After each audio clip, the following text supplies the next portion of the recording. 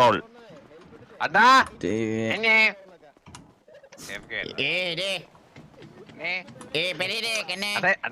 എന്തൊക്കെയുണ്ടണ്ണാ എത്ര നാളായി ഇങ്ങോട്ട് വന്ന് ഇങ്ങോട്ട് കണ്ണ ഓ എലി വാലൊക്കെ വെച്ച് ഇറങ്ങിയിട്ടുണ്ട് കേട്ടോ അണ്ണാ കണ്ടാ അത് ഓ അണ്ണാ എത്ര നാളായടാ കണ്ടിട്ട്? ഓ എത്ര നാളായല്ലേ എണ്ണ കണ്ടിട്ട് ഞാൻ എല്ലാം ഇൻഫോം ചെയ്യുന്നുണ്ടല്ലോ. സത്യം പറഞ്ഞ കൊറേ നാളായി. എത്ര നമ്മളിപ്പോ ഒരു മാസത്തിന് മുകളിലായി. അണ്ണൻ ഇവിടെ സിറ്റിയിൽ ഇല്ലല്ലോ. എല്ലാ വള്ളിക്ക് ഞാൻ എടുക്കുന്ന വള്ളിക്ക് എല്ലാ അണ്ണന്റെ പ്രസൻസ് ഇവിടെ ഉണ്ട്. ഉണ്ടല്ലേ? കൊട്ടവാസം എന്ന് പറഞ്ഞ് പറയുന്നതല്ലേ എന്റെ പ്രസൻസ്. അതല്ലേ പ്രസൻസ്. അപ്പൊ അതിന്റെ ബാക്കിലോട്ട് നീ ഇരുന്ന് പറയും. ഞാൻ കഴിഞ്ഞ ദിവസം കണ്ടു കേട്ടാ. കൊട്ടവാസം എന്ന് പറഞ്ഞെടുത്ത വന്നപ്പോ പറയാ അണ്ണന് കൊട്ടയുണ്ടാ, അണ്ണന് കൊട്ടയുണ്ട്, നിനക്ക് കൊട്ടയില്ല. ഇതാണോ പറയണേ? എന്നാ ഇതാണോ നീ പറഞ്ഞു പഠിപ്പിക്കണ അവന്മാരെ? അണ്ണാ പിന്നെ കൊട്ടവാസം വിളിക്കുമ്പോഴത്തേക്ക് പിന്നെ ഞാൻ അണ്ണാ അത് മൈൻഡ് ചെയ്യാതിരുന്നാ മതി. ഞാൻ മനസ്സിലായി അണ്ണന് കൊട്ടയുണ്ട്. അണ്ണത് കേട്ടായിരുന്നു. ഞാൻ കേട്ട് നീയൊക്കെ പറയണതെല്ലാം വെളിയിലിരുന്ന് ഞാൻ കറക്റ്റ് ആയിട്ട് കേൾക്കുന്നുണ്ട്. കറക്റ്റ് ആയിട്ട്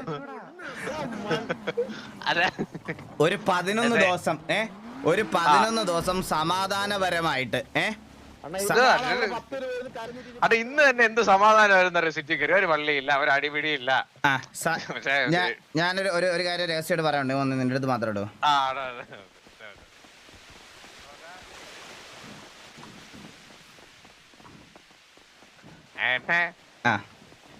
അപ്പൊ ഞാന് ഇത്രയും നാളൊരു ഗ്യാപ്പ് എടുത്ത സ്ഥിതിക്ക് ഞാൻ കുറച്ച് ദിവസത്തേക്ക് നിങ്ങൾ ഓരോരുത്തരെയും ഇതാക്കാൻ വേണ്ടിയിട്ട് ഡേ വിത്ത് ഓരോ പ്ലെയർ ആണ് എന്റെ പരിപാടി.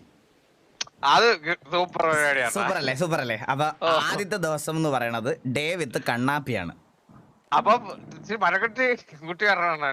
എന്ത് അല്ല ഗ്യാങ് ആക്ടിവിറ്റി വന്നിട്ട് വരെ നമുക്കത് ഇല്ല. ഗ്യാങ് ആക്ടിവിറ്റി വരുന്നതിന് മുമ്പ് മതി. അതുകൊണ്ടാണ് നിന്നെ ഞാൻ ആദ്യമേ സെലക്ട് ചെയ്തത്. ഗ്യാങ് ആക്ടിവിറ്റി വന്നു കഴിഞ്ഞാൽ നിന്റെ കൂടെ ഒരു ദിവസം വെളിയിൽ വന്നു കഴിഞ്ഞാൽ മിനിമം ഈ സിറ്റിയിൽ 10 ഗ്യാങ് ആയിട്ട് അടിയാവും. ഇന്ന് DHO സുമേഷ് വന്ന് അടിച്ചായിരുന്നു. ഇന്ന് വന്നടിച്ചാ അടി കൊള്ളാനേ പറ്റുള്ളൂ. ഒന്നും തിരിച്ചു ഇന്ന് അടിക്കാൻ വന്ന് അടിച്ച് കിണച്ച് വിട്ടിട്ടുണ്ട് മൊത്തം എണ്ണത്തെ. ഇന്നടിച്ച് ഗ്യാങ് അല്ലാതെ ഗ്യാങ് ആക്ടിവിറ്റി എങ്ങനെ അടിക്കാൻ പറ്റുന്നത്? അതാ ഗ്യാങ്ങിനെയല്ലല്ലോ അടിച്ചത്. അവര് സിറ്റിസൺ ആയിട്ട് വന്ന് നമ്മളും സിറ്റിസൺ. അണ്ണനെ പറയുന്നത് കാരണം ഊപ്പക്കണ്ടി പിള്ളേര് വന്നാണ് ഈ കൊട്ടവാസം കളിക്കുന്നത്. അതാണ് ഇപ്പൊ ദേഷ്യം വരുന്നത്. അണ്ണാ കണ്ടായിരുന്നു അവനെ എന്തിനാ അയച്ചു. സംസാരിക്കരുത് ദേവിയത് എന്നോട് പ്ലീസ്. ഉണ്ണിക്കുട്ട എന്റെ ക്യാമ്പിന് പോയി. ഇത് കഴിഞ്ഞ അവനൊരു ഇടിയുണ്ട്. ഇത് കഴിഞ്ഞ് ഞാൻ പറഞ്ഞു വരുന്നത് മറ്റന്നാൾ ഇവിടെ ഉണ്ടാവണം. നാളെ ഞാൻ പട്ടാളത്തിലായിരിക്കും. അതുകൊണ്ട് നാളെ പട്ടാളം സ്ട്രീമാണ്. മറ്റന്നാൾ ആയിരിക്കും ഇതുള്ളത്.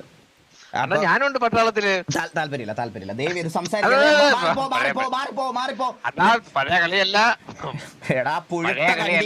നിന്നെ ഞാൻ പറയട്ടെ. കുറെ നാൾക്ക് ശേഷം കണ്ടതിന്റെ പുറത്തൊരു സ്നേഹവും പരിഗണനയൊക്കെ കാണിച്ചാണ്. ഞാൻ ഒരു കാര്യം പറഞ്ഞോട്ടെ കണ്ണാപ്പി.